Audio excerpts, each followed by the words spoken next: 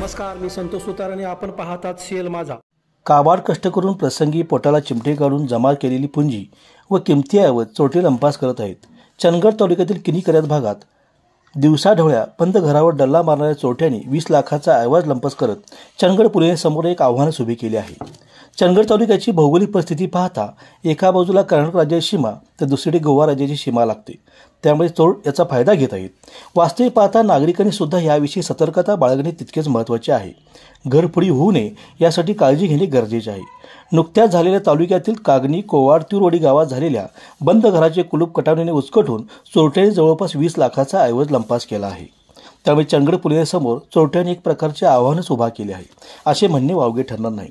त्यातच Chandgad police ठाण्याकडे police कर्मचारी देखील कमी असल्याने अधिकाऱ्यांना सर्व बंदोबस्त करत असताना तारेवरची कसरत करावी लागते.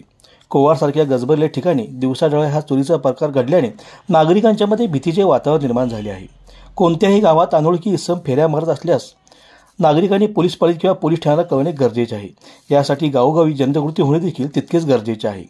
नागरिकांनी सतर्क राहण्याची गरज असून पोलिसांचा अंदाज घेऊनच चोरटे चोरी करत असतात.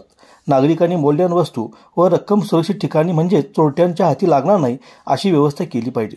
एकंदरीत नागरिक व पोलीस यांच्यामध्ये समयसूचकता आल्यास अशा चोरीच्या घटना रोखण्यास मदत होईल. एकंदरीत पाहता दिवसाढवळ्या इतक्या मोठ्या चोऱ्या 2-4 घरात करत नागरिकांच्या मनात भीतीचे वातावरण निर्माण केले असले तरी चंदगड पोलीस ठाण्याकडून ह्या चोरट्यांना जेरबंद करत आपली कामगिरी चोख बजावल्यास नागरिकांच्या मनातील भीती दूर होऊन इथून पुढे अशा चोरी होण्यास आळा बसेल.